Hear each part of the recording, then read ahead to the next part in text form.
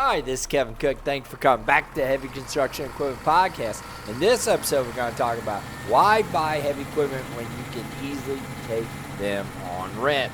Again, this episode has been sponsored by me. If you're looking for good, used quality equipment, then come to our website at www.startractor.com or give me a call at 817-733-3799.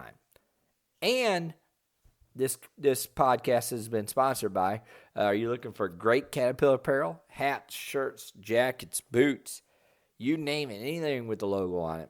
Come to this, which is affiliate link, which helps pay for the show here at www.heavyequipmentarticles.com/cat hats. All right, here we go into the podcast.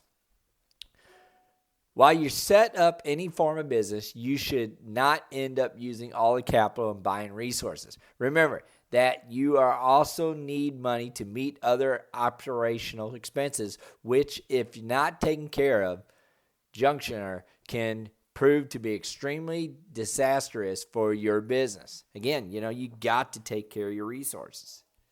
Hence, you can't afford to invest all the monetary resources in buying items which are, however, essential for your business, but still can be possessed by using alternative means.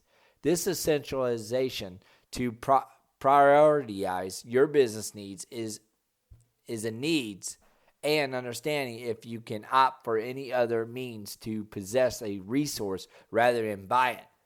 In the construction sector, heavy equipment play a significant role towards the beginning and a conclusion of a project. However, these machines are extremely expensive and, however, not within the reach of a small-time contractor or construction company. Now, if you do not possess heavy equipment, you have no other means to start your work. You need some equipment or the other, or to begin. You need heavy equipment to begin the job.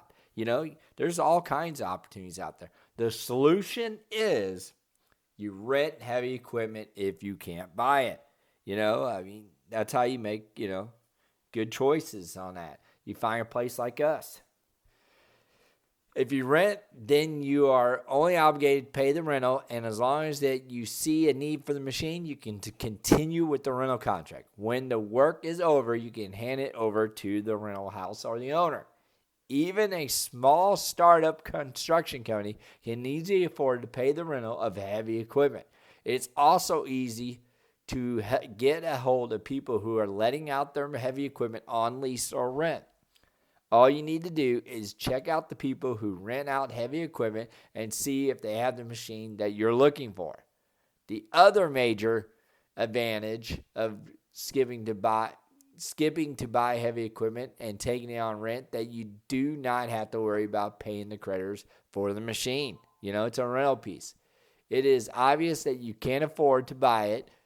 You will have to borrow it, and then you got to pay your collectors at the beginning of each month or any time of the day of the month that you set up. In this case, you fail to pay them, then they may have serious damages on your reputation, your credit rating, and you may also end up losing the machine. This is definitely not what you want to happen. Hence, carry on your work using heavy equipment that you procure on lease or rental.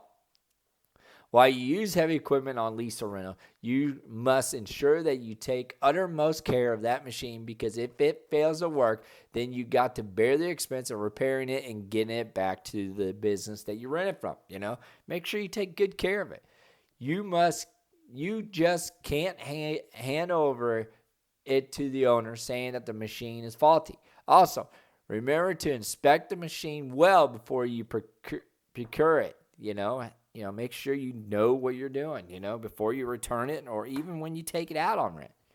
It is advisable to go along with the mechanic or expert to inspect the machine. If you know how to operate, try your hands on it and check if it's worth taking it on rent.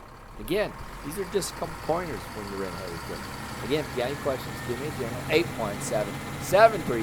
817-733-3799. Thank you, and God bless.